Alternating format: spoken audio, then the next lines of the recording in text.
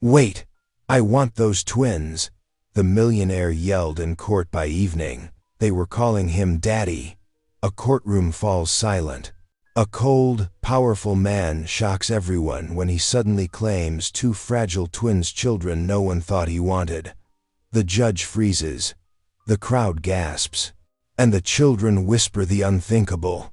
"Mommy says you're our daddy." But just when it seems like a broken family might finally be healed, dark secrets surface. A wealthy rival family steps forward, determined to rip the children away. They say he's unfit. They say his past is too shameful. Now, the clock is ticking. Will this cold millionaire prove he can be a father before the system takes the twins away forever? Tell me in the comments where you're watching from right now. And if this story speaks to you, make sure you hit subscribe so you don't miss the next one. The morning sun filtered through the tall windows of the county courthouse, casting long shadows across the polished wooden floors. The air felt thick with tension as families huddled together, their whispers echoing off the high ceilings. In the front row, Mr. and Mrs. Whitmore sat with perfect posture, their designer clothes and confident smiles speaking volumes about their expectations for the day's proceedings. Judge Harrison adjusted his glasses, scanning the paperwork before him with careful consideration. The twins, Emily and Ethan, sat quietly beside their foster mother, Mrs. Alvarez, who kept a gentle hand on their shoulders. Emily's curious eyes darted around the room while Ethan pressed closer to his sister, seeking comfort in her presence. After reviewing the current circumstances, Judge Harrison began, his voice steady and measured.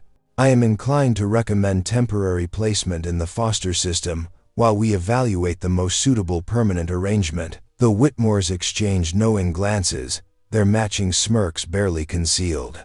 Mrs. Whitmore smoothed her silk blouse, already counting this as a victory in their favor. From the back of the courtroom, a figure stirred. Jonathan Kane had been sitting so still and quiet that few had noticed his presence. His expensive suit couldn't hide the tension in his shoulders or the storm brewing in his eyes. As the judge prepared to continue, Kane suddenly shot to his feet. "Wait!" His voice boomed through the courthouse, causing several people to jump in their seats. "I want those twins!" Gasps rippled through the room like a wave. The Whitmores spun around, their faces twisted with shock and outrage. Mrs. Whitmore's perfectly manicured hand flew to her throat. Judge Harrison's gavel cracked against the sound block. "Order!" he commanded, his stern gaze fixed on Kane. "Mr. Kane, this is highly irregular. Please explain yourself." The twins stared at Kane with wide eyes. Emily's hand found Ethan's, squeezing it tight. Mrs. Alvarez leaned forward, her protective instinct clearly visible in her posture. Kane stepped into the center aisle, his usual cold demeanor cracking to reveal something raw and desperate underneath. "Your Honor, I have a right to be heard. Those children." His voice caught slightly. "They're mine." More murmurs filled the courtroom. The Whitmore's attorney jumped to his feet, ready to object, but before he could speak, a small voice cut through the chaos. Ethan, who had barely spoken above a whisper since arriving at the courthouse, suddenly tugged free from Mrs. Alvarez's gentle grip. Still holding his sister's hand, he took a tentative step forward. His small face lifted toward Kane, eyes wide with recognition and hope. "Mommy says you're my daddy," he whispered, his voice carrying in the now silent courtroom.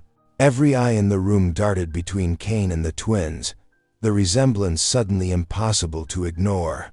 The silence that followed was deafening, heavy with the weight of revelations and possibilities yet to unfold. The heavy wooden gavel cracked against its sound block. "Order!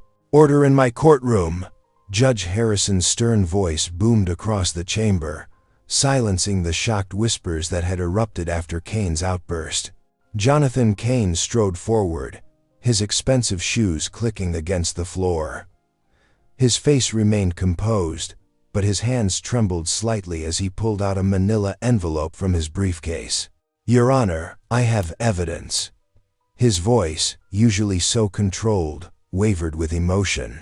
"DNA test results confirming I am their biological father, and these," he produced a bundle of letters, held together by a faded blue ribbon, "document my relationship with Maria Rodriguez, their mother." Mrs. Whitmore's perfectly painted lips curled into a sneer. Her husband leaned forward, whispering to their attorney. The Whitmores' carefully constructed world of influence seemed to crack just slightly. Judge Harrison carefully examined the documents, his expression giving nothing away. "These appear to be authentic, Mr. Kane. But parentage alone doesn't determine custody. He's never even met them." Mr. Whitmore burst out, his face reddening. "He's that cold-hearted millionaire who lives alone in that massive house on the hill. Everyone knows he's practically a hermit. How could he possibly care for 2 children?" Emily and Ethan huddled closer to Mrs. Alvarez, their foster mother. Ethan buried his face in her sleeve while Emily watched the adults with wide, uncertain eyes. Mrs. Alvarez wrapped her arms protectively around them both, whispering soft words of comfort. Kane turned to face the Whitmores, his jaw tight. "I may not have known about them before, but they're my children. I have the means to provide for them, to give them everything they need." "Money isn't everything, Mr. Kane," Judge Harrison said, studying him carefully. "These children need stability, love, and attention. Your reputation precedes you." "I know I'm not perfect," Kane admitted, his voice softer now. "But I'm their father. I'm willing to learn, to change, to be what they need." After what felt like hours but was merely minutes, Judge Harrison cleared his throat. "Given the new evidence presented, I'm granting temporary custody to Mr. Kane, pending a full review of the case. We'll reconvene in 30 days to assess the situation." He fixed Kane with a stern look. "This is a provisional arrangement, Mr. Kane. Make good use of this time." That evening, Kane's black luxury car pulled up to his mansion's grand entrance. The twins sat in the back seat, their small backpacks clutched tight to their chests. The house loomed before them, its windows dark and uninviting. Kane switched off the engine, and the silence felt deafening. He cleared his throat. "Well, this is home." The words sounded hollow even to his own ears. Neither child moved or spoke. Through the rearview mirror, he could see Emily holding her brother's hand, both of them staring up at the imposing structure with apprehension. The mansion's shadows stretched across the manicured lawn as the sun set, and the empty halls awaited their new residents. Kane had never noticed how quiet his home was until this moment, when the silence seemed to echo with all the words he didn't know how to say. The black iron gates swung open with a creak, revealing Kane's mansion in all its intimidating glory. Emily and Ethan pressed closer together in the back seat of his Mercedes, their small hands clasped tightly. The 3-story stone building loomed before them, its windows staring down like dozens of watchful eyes. "We're home," Kane announced stiffly, trying to sound welcoming but failing to hide his own nervousness. The twins didn't respond, just clutched their worn backpacks closer. Inside, their footsteps echoed through the marble foyer. Emily's eyes went wide at the crystal chandelier overhead, while Ethan seemed to shrink into himself, overwhelmed by the vastness of the space. "Let me show you your rooms," Kane said, leading them up the curved staircase. He'd spent the afternoon on the phone, having his staff prepare everything.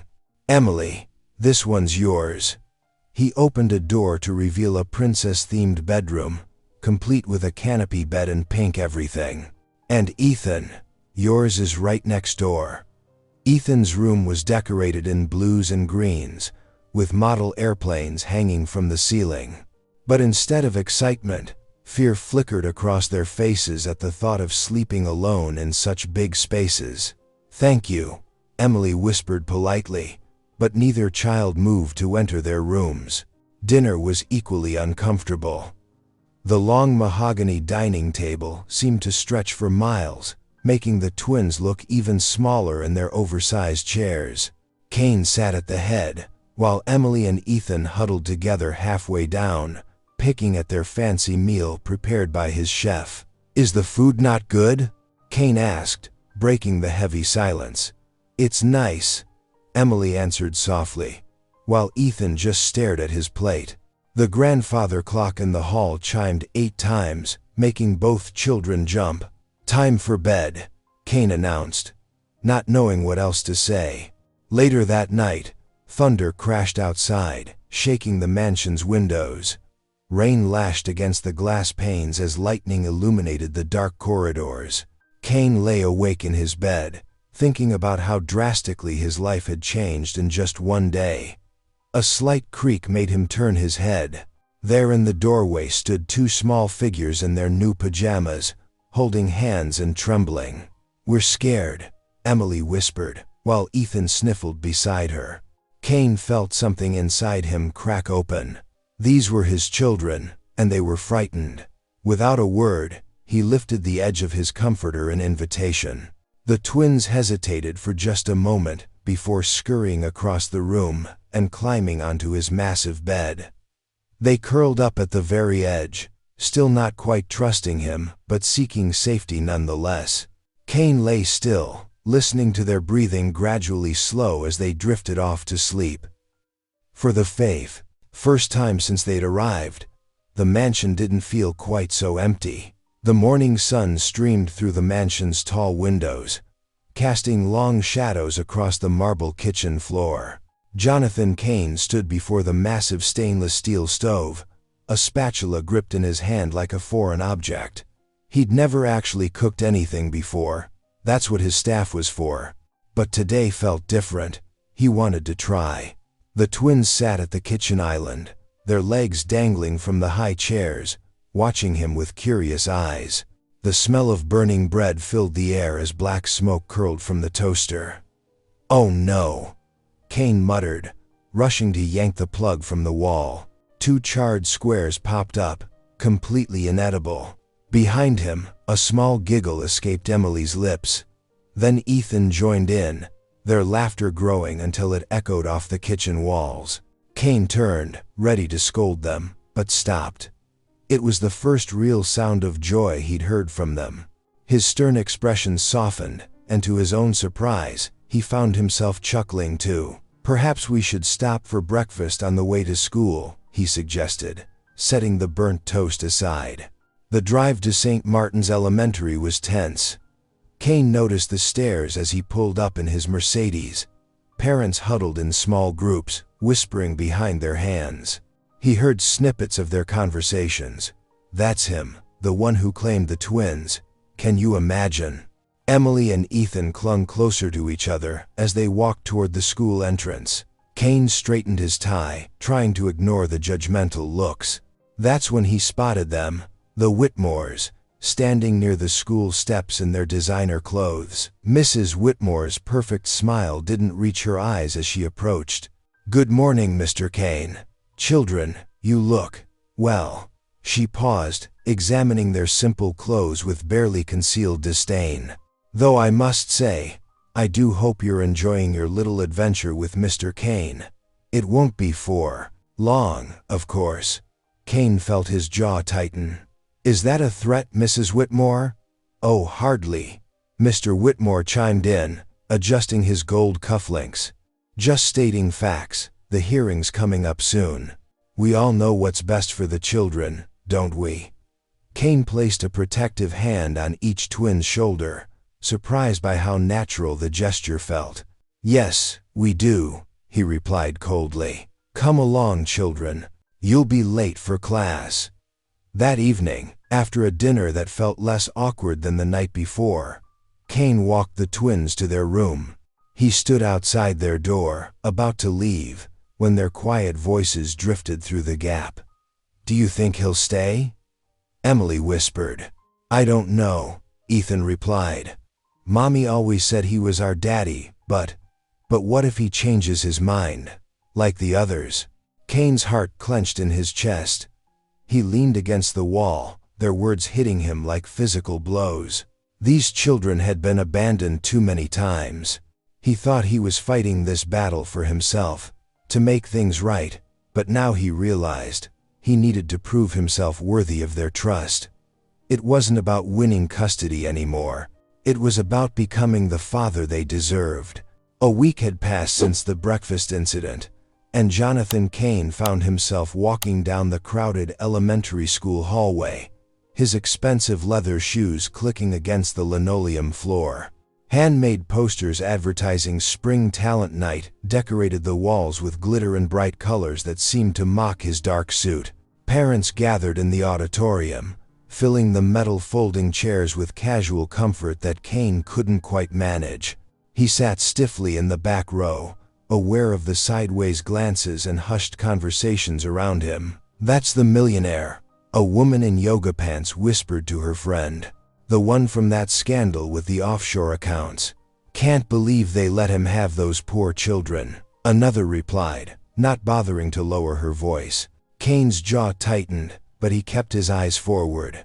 The familiar urge to leave, to retreat to his office where everything made sense, pulled at him. But the thought of two small faces searching the crowd and not finding him kept him anchored to his seat. The elementary school principal walked onto the stage, her voice cheerful as she welcomed everyone. Act after act followed, children juggling badly, attempting magic tricks, and playing chopsticks on the piano. Kane checked his watch repeatedly until finally, the principal announced, "Emily and Ethan Kane." His heart jumped at hearing his last name attached to theirs. The twins walked onto the stage holding hands, looking tiny under the bright lights. Emily wore a blue dress that Mrs. Alvarez had helped pick out, while Ethan tugged nervously at his bow tie. They stood before the microphone, and for a moment, Kane feared they would freeze. But then their voices rose together in a simple song about friendship that they'd been practicing all week in their room. Their sweet, clear voices filled the auditorium, slightly off-key but full of innocence. Halfway through the song, Emily's eyes found Kane in the crowd. Her face lit up, and she squeezed Ethan's hand. He looked up too, and their voices grew stronger. Kane felt something warm and unfamiliar in his chest as he watched them. Without realizing it, he leaned forward in his chair, his hands coming together in anticipation. When they finished, Kane stood up, applauding louder than anyone else. He didn't care about the stares or whispers anymore. Tears pricked at his eyes, catching him off guard. He quickly blinked them away, but the warm feeling remained. Later, as they drove home in his black luxury sedan, the twins sat quietly in the back seat. The streetlights cast alternating shadows across their faces. Kane could see them in his rearview mirror, still buzzing with excitement from their performance. "Thanks for coming, Daddy," Emily whispered suddenly from the back seat. Kane's hands tightened on the steering wheel until his knuckles turned white. The word Daddy echoed in his mind, filling spaces he hadn't known were empty. In that moment, as the car glided through the dark streets toward home, something shifted inside him, a silent, unbreakable promise taking root in his heart. The morning sunlight streamed through the mansion's vast kitchen windows, casting a warm glow across the granite countertops. Jonathan Kane stood at the stove, his suit jacket carefully draped over a kitchen chair, sleeves rolled up to his elbows. This time, he was determined to get breakfast right. "Careful with the batter, Daddy," Emily called out, giggling as Kane concentrated on pouring the pancake mix into perfect circles. Unlike yesterday's burnt toast disaster, the kitchen now filled with the sweet aroma of vanilla and butter. Ethan sat at the counter, his legs swinging beneath him, watching with wide eyes as Kane flipped a pancake with surprising skill. "That one looks like a real pancake," he exclaimed, genuine amazement in his voice. "Well, I did watch 3 cooking videos last night," Kane admitted, a small smile tugging at his usually stern lips. He placed the golden brown pancake on Ethan's plate, feeling an unfamiliar surge of pride when both children's eyes lit up. Emily drizzled maple syrup over her stack, creating tiny rivers of sweetness. "These are almost as good as—" She stopped suddenly, her fork freezing mid-air. The unspoken comparison to their mother hung heavy in the air. Cain set his spatula down and turned to face them fully. In their matching pajamas, hair still mussed from sleep, they looked so small, so vulnerable. Emily's half-finished sentence had opened a door he knew they needed to walk through. "It's okay to talk about your mother," he said softly. She was special." Ethan pushed his plate away slightly, his lower lip trembling. "But she left us," he whispered. "And everyone leaves. Will you leave us too?" Emily asked, her voice barely audible. Both children stared at him with eyes that had seen too much loss for their young ages. Cain moved around the counter, kneeling between their chairs so he could look them both in the eye. His throat felt tight, but he forced the words out clearly and firmly. "I will never abandon you. Never. I know I wasn't there before, and I'm sorry for that. But I'm here now, and I'm staying. Promise?" Ethan's small hand reached out, grabbing Cain's much larger one. "I promise." Cain squeezed the tiny hand in his. "We're family." The rest of breakfast passed with lighter hearts. Cain even managed to make a pancake shaped like a wobbly heart, which made both children laugh out loud. That evening, after dinner and baths, Cain did something he'd never done before. Instead of sending the twins to bed with a formal good night, he followed them upstairs. Emily clutched a worn storybook to her chest, one they'd brought from their foster home. Would you read to us?" she asked hesitantly. Cain nodded, settling himself on the edge of Emily's bed as both children snuggled under the covers together. The book was simple, well-loved, its corners soft from years of turning pages. He opened it carefully, cleared his throat, and began to read aloud for the first time in his life. His deep voice filled the room as he read about talking animals and magical adventures. The children's eyes grew heavy, but their smiles remained, and Cain found himself doing different voices for each character, something that made them giggle sleepily. Jonathan Cain adjusted his silk tie as he led the twins up the stone steps of First Community Church. Emily's patent leather shoes clicked against the worn steps while Ethan's small hand gripped Cain's tightly. The morning sun cast long shadows across the weathered wooden doors as other families filtered inside, their whispers following Cain like persistent echoes. "Look at him, trying to play, father," a woman muttered to her husband, barely attempting to hide her disdain. Cain straightened his shoulders, guiding the children through the heavy doors. The sanctuary's familiar scent of wood polish and old hymnals filled the air. Stained glass windows threw rainbow patterns across the pews, but Cain couldn't shake the feeling that every eye in the room watched their every move. Emily and Ethan slid into a back pew, their Sunday best carefully pressed and spotless. Cain had made sure they looked perfect, the best clothes money could buy. Yet the sideways glances from the congregation made it clear that expensive clothing wasn't enough to earn acceptance. Throughout the service, Cain noticed how the twins seemed to know all the hymns by heart, no doubt taught by their mother. Their sweet voices joined the congregation, while Cain stumbled through unfamiliar words. The moment struck him hard. There was so much about their lives he didn't know. After the final prayer, as families began to mill about in the social hall, a silver-haired woman approached them. Her weathered face carried both kindness and determination, as she introduced herself as Mrs. Eleanor, their mother's dearest friend. "Jonathan Cain," she said, her voice gentle but firm. "May I speak with you a moment?" The twins brightened at seeing her, and she gave them each a warm hug before turning back to Cain. She led him slightly aside, though her eyes kept watch on the children. "I knew their mother since we were girls," Mrs. Eleanor said softly. "She was the kindest soul I've ever known." Those children need more than just material comfort, Mr. Kane. Kane bristled slightly. I'm providing everything they could want. Mrs. Eleanor's eyes softened with understanding. Love isn't found in price tags, Mr. Kane.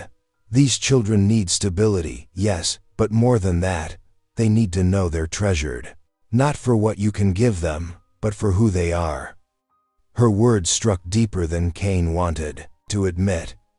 He watched as the twins now played in the churchyard through the window, their laughter carrying across the morning air. Emily helped Ethan climb onto a low stone wall, holding his hand to keep him steady. Their simple joy in each other's company spoke of a bond money couldn't buy. Mrs. Eleanor touched his arm gently. Their mother raised them with love, Mr. Kane. That's what they're used to. That's what they need. Kane stood silently, watching his children play.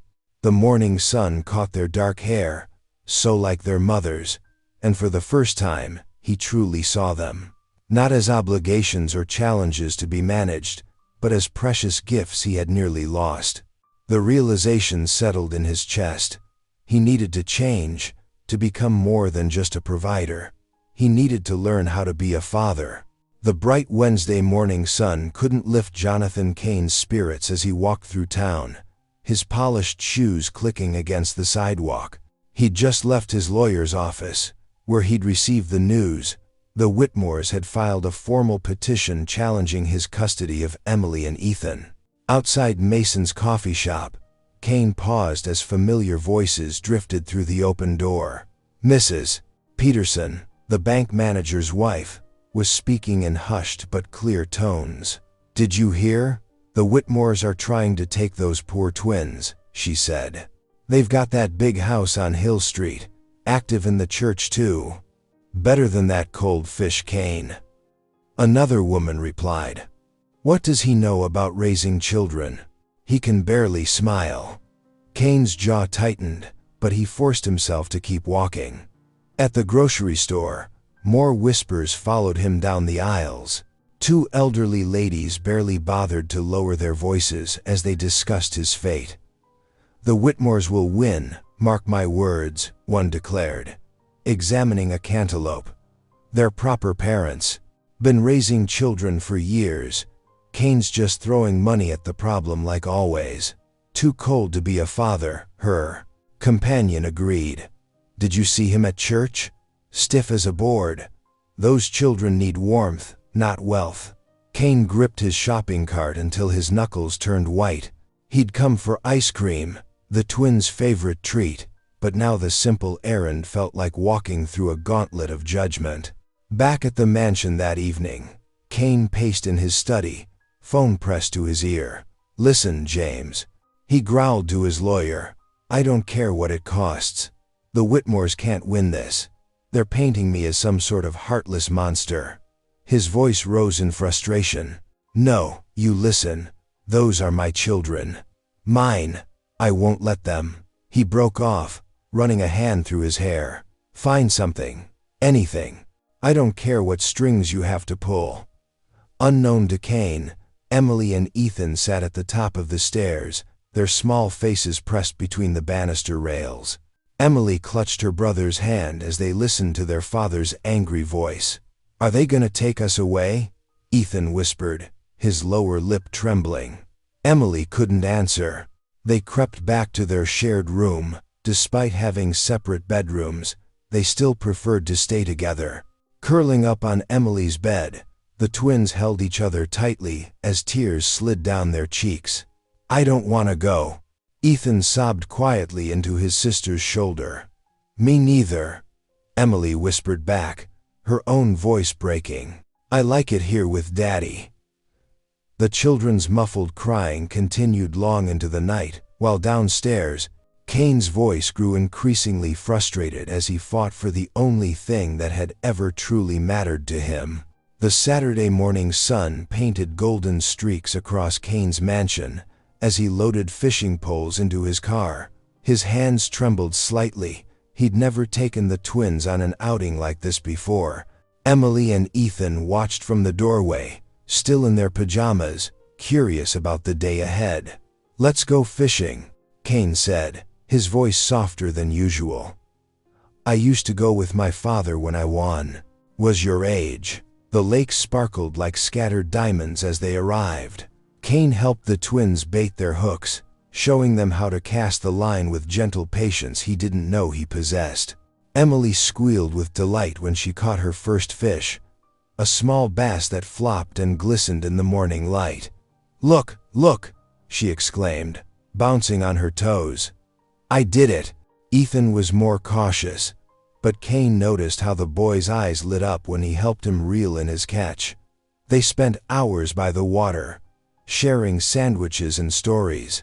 Cain found himself telling them about their mother, how kind she had been, how her smile could light up a room. Back at the mansion, the kitchen became their next adventure. Flour dusted their clothes as Cain helped them measure ingredients for chocolate chip cookies. He'd never baked before, but he'd studied recipes the night before, determined to get it right. "The secret," he said, reading from his phone, "is to chill the dough." Emily giggled as she dropped chocolate chips into the mixture, while Ethan carefully stirred. The smell of fresh cookies soon filled the house, replacing the usual sterile silence with warmth and sweetness. Even when some came out slightly burnt, the twins declared them perfect. Sunday afternoon found them in the driveway, Cain holding the back of a small bicycle as Ethan wobbled forward.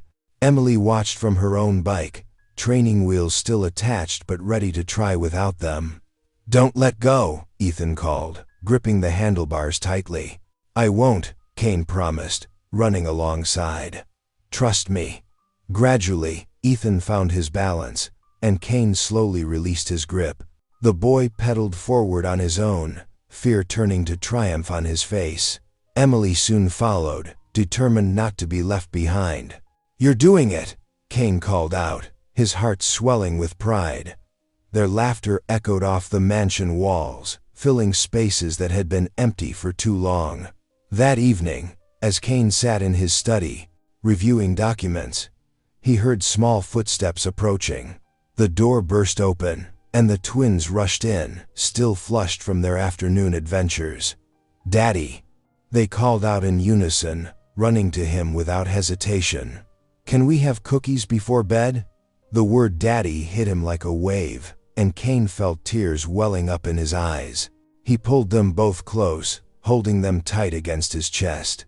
Silent tears rolled down his cheeks as he breathed in the scent of their shampoo and cookie crumbs, realizing that his cold, empty mansion had finally become a home. The county courthouse felt colder than Jonathan Cain remembered. Sunlight filtered through tall windows, casting harsh shadows across the wooden benches where he sat, his hands clasped tightly together. The twins, Emily and Ethan, pressed close to his sides, their small shoulders warm against him. Mrs. Whitmore's designer heels clicked against the polished floor as she approached the judge's bench, her husband following with a thick folder of documents. The sound made Cain's stomach twist. "Your Honor," Mr. Whitmore's lawyer began, his voice dripping with rehearsed concern, "we have evidence that proves Mr. Cain is fundamentally unfit to parent these children." The folder opened, and Cain's past spilled out into the hushed courtroom. Headlines from his younger days flashed before them, stories of wild parties, reckless business deals, and public scandals that he'd tried to forget. At age 25, Mr. Cain was arrested for drunk driving, the lawyer continued. At 28, he faced multiple lawsuits for unethical business practices. But most damning, Your Honor, is his treatment of Maria Gonzalez, too, the twins' mother. Cain's throat tightened. Emily gripped his hand harder. When Maria told him she was pregnant, he ignored her completely. She worked as his maid, living in poverty, while he continued his lavish lifestyle. She wrote him letters, dozens of them, begging for help. He never responded. The judge's face darkened as he reviewed the evidence. Old letters in Maria's handwriting, newspaper clippings, police reports, each piece another nail in Cain's coffin. "These children deserve better," Mrs. Whitmore declared, her voice carrying across the courtroom. They need stability, morality, and love. Not a man who abandoned their mother in her greatest time of need. Judge Harrison removed his glasses, rubbing his temples. Mr. Kane, these allegations are deeply troubling. Until we can fully review this new evidence, I have no choice but to temporarily place the children with the Whitmores. No, Emily cried out, clutching Kane's suit jacket. Please, we want to stay with Daddy. Two court officers approached, gently but firmly beginning to separate the children from Kane. Ethan's eyes filled with tears as he reached for his father's hand. Daddy, don't let them take us. They cried in unison, their voices breaking Kane's heart into pieces. He stood frozen, watching as the Whitmores led his children away. The twins' tears streamed down their faces as they looked back at him, their hands reaching out until they disappeared through the courtroom doors. That evening, Kane stood in his mansion's grand foyer, surrounded by emptiness. The children's shoes, still by the door where they'd left them that morning, made his chest ache. Their homework papers scattered on the kitchen table. The bedtime story they'd never finished reading. The darkness crept in as night fell, deeper and heavier than he'd ever known. In the silence, he could still hear their voices calling him Daddy, still feel their small arms around his neck. But now, there was nothing but shadows and regret. Days stretched into an endless blur in the empty mansion. Jonathan Kane sat alone at the massive dining room table, pushing food around his plate without appetite. The space that had once felt luxurious now seemed to mock him with its emptiness. Where Emily's giggles had once brightened the breakfast nook, there was only silence. Where Ethan's toy cars had raced across the hardwood floors, there were only echoing footsteps. He wandered through the halls like a ghost, pausing at the children's rooms. Emily's stuffed rabbit still sat on her perfectly made bed. Ethan's favorite book lay open on his desk, waiting for the next bedtime story that wouldn't come. Kane closed both doors, unable to bear the sight. In his study, Kane buried himself in work, letting spreadsheets and contracts fill the void. But even there, crayon drawings still decorated his desk, artwork the twins had proudly presented to their daddy. He swept them into a drawer, his jaw clenching tight. The warmth that had begun to thaw, his heart started to freeze over again. His voice grew colder when speaking to staff. His eyes hardened. The man who had learned to smile at pancake disasters and applaud off-key singing retreated behind walls of isolation. One particularly gloomy afternoon, the doorbell rang. Kane ignored it, but moments later, Mrs. Eleanor's determined footsteps approached his study. She didn't wait for an invitation before entering, her kind face set with purpose. "You're giving up," she stated plainly. Settling into the chair across from his desk, Kane's fingers tightened around his pen. The evidence was clear. "My past."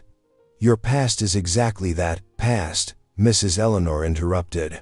She pulled one of the children's drawings from his drawer, smoothing it carefully. "These little ones don't need your money, Jonathan. They never did. The Whitmores can give them everything," Kane muttered, his voice bitter. "A perfect home, a spotless reputation. Those children don't need perfection," Mrs. Eleanor said softly. "They need the father who burned toast trying to make them breakfast. The man who sat through an entire school talent show just to see them shine. The daddy who let them sleep in his bed during thunderstorms." She leaned forward, her eyes kind but firm. "Money never proved love. Your heart must speak now." Kane looked up at her, really looked at her for the first time since she'd entered. In her steady gaze, he found not judgment for his past, but hope for his future. Something small but vital stirred in his chest, a spark of the warmth he'd thought lost forever. "Mrs. Eleanor smiled gently, recognizing the change in his expression. The cold mask had cracked, revealing the father beneath who wasn't ready to give up on his children just yet. After Mrs. Eleanor left, Kane remained in his study, her words echoing in his mind. The expensive leather chair that had once symbolized his success now felt hollow, just like all his other material achievements. He pulled out a fresh sheet of paper, not the monogrammed stationery he usually used, but simple white paper from the printer. His hand trembled as he began to write. For hours, he poured out his heart, crossing out lines, starting over, crumpling papers and throwing them away. This wasn't a business proposal or a contract. This was his soul laid bare. "I stand before you not as a wealthy man," he wrote, "but as a father who has learned what truly matters." The words flowed easier now, honest and raw. He wrote about burning toast and awkward first attempts at bedtime stories, about tiny hands holding his during thunderstorms and the way his heart swelled when they called him Daddy. Kane described his transformation, not hiding his past mistakes or trying to justify them. He acknowledged his coldness, his neglect of the twins' mother, the years he'd spent building walls instead of relationships. But he also wrote about how two small children had taught him to love again, how their presence had filled an emptiness he hadn't even known existed. As evening settled over the mansion, Kane read through his finished speech. There were no impressive statistics, no references to his financial stability or social connections. Instead, there was only truth, simple, unvarnished, and powerful in its humility. The grandfather clock in the hallway struck 10 o'clock. Kane's knees creaked as he knelt beside his king-sized bed, something he hadn't done since he was a small boy. The plush carpet felt foreign under his knees. He clasped his hands together, feeling awkward and vulnerable. "God," he whispered, his voice rough with emotion, "I know I haven't talked to you in decades. I've relied on myself, on my money, on everything but faith." He paused, swallowing hard. "But I need your strength now. Not for me, but for my children. Please, help me be the father they deserve." In the quiet darkness of his bedroom, Jonathan Kane remained on his knees, praying for the first time in 40 years. The county courthouse buzzed with tension as people packed the benches, their whispers echoing off the high ceilings. Morning sunlight streamed through tall windows, casting long shadows across the polished floor. The Whitmores sat in the front row, perfectly groomed in expensive suits, their confidence radiating through practiced smiles. Mrs. Whitmore took the stand first, her voice smooth as silk. "We can provide the twins with every advantage," she declared, listing their connections to the best schools, their summer home by the lake, their sterling reputation in the community. Mr. Whitmore followed, describing their charitable work and standing in the church. Their lawyer presented a slideshow of their sprawling estate, the children's rooms already decorated, complete with the latest toys and gadgets. The presentation was flawless, their argument seamless. When Kane's turn came, he stood slowly. His hands trembled as he looked down at the thick stack of papers his lawyers had prepared. Without warning, he pushed them aside. "Your Honor," his voice cracked with emotion, "I came here today planning to show you my wealth, my resources, my ability to provide. But that's not what matters." He paused, taking a shaky breath. "I've made terrible mistakes. I neglected their mother when she needed me most. I lived behind walls of money and power, thinking they could protect me from feeling anything." Tears welled in his eyes, but he continued. "These past months with Emily and Ethan have taught me what real wealth is. It's hearing them laugh. It's holding them during thunderstorms. It's burning toast together at breakfast and seeing them smile anyway." The courtroom fell silent as Kane's voice grew stronger. "I don't deserve a second chance, but I love those children with everything I am. They've taught me how to be human again, how to love again. And I'm asking you, begging you, to let me spend the rest of my life being their father." Just then, movement stirred in the gallery. Emily and Ethan stood up together, their small hands clasped tight. "Please, Judge Harrison," Emily's clear voice rang out. Ethan, usually so shy, joined his sister. "We don't want their toys or houses. We just want our daddy." Gasps rippled through the courtroom at their unexpected declaration. The twins' eyes were fixed on Cain, filled with love and trust that no amount of money could buy. The courtroom fell into thick silence as Judge Harrison adjusted his glasses, studying the papers before him. Cain held his breath, his heart pounding so loud he was sure everyone could hear it. The twins clung to each other, their small faces tight with worry. After careful consideration of all evidence presented, Judge Harrison began, his voice steady and clear. "And taking into account the expressed wishes of the children themselves, this court hereby grants full custody of Emily and Ethan Morgan Cain to their biological father, Jonathan Cain." The courtroom exploded with noise. People jumped to their feet, some cheering, others muttering in disbelief. Mrs. Whitmore's face turned red with anger as she grabbed her husband's arm. "Mr." Whitmore stood abruptly, his chair scraping against the floor. Without a word, they stormed toward the exit, their expensive shoes clicking against the marble floor. "Daddy!" Emily's voice cut through the chaos. She and Ethan broke free from their guardian's gentle hold, running down the aisle toward Cain. He dropped to his knees, opening his arms wide as they crashed into him. Their tears soaked his suit jacket, but he didn't care. "We get to stay?" Ethan whispered against his shoulder. "Forever? Forever," Cain promised, his voice thick with emotion. "I'm never letting you go again." Later that evening, the mansion felt different, warmer somehow, filled with the sounds of little feet running up and down stairs. Cain helped Emily arrange her stuffed animals on her bed, while Ethan carefully lined up his books on the shelf. "Look what I found." Emily pulled out a wrinkled photograph from her backpack. It showed their mother, young and smiling. Cain's hands trembled as he helped her pin it to the bulletin board. "There," he said softly, watching as both children touched the photograph. "Now we're really home." Golden morning light streamed through the mansion's windows, warming the once cold halls with a gentle glow. The aroma of coffee and slightly burnt toast wafted from the kitchen, accompanied by the sound of children's laughter, a sound that would have been unthinkable in this house just months ago. "Daddy, you're doing it wrong again," Emily giggled, watching as Jonathan Cain struggled with the waffle maker. Batter had somehow managed to escape from the sides, creating a sticky mess on the counter. "Am I?" Cain asked, his stern face softening into a smile. "Perhaps my assistant chef would like to show me how it's done." Ethan, still in his dinosaur pajamas, carefully measured out the orange juice into 3 glasses.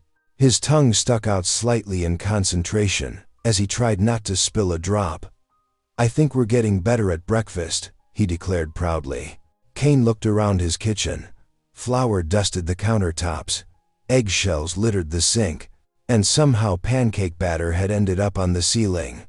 But the mess didn't bother him anymore. Instead, it felt like proof of life, of family, of love. "Shall we say grace?"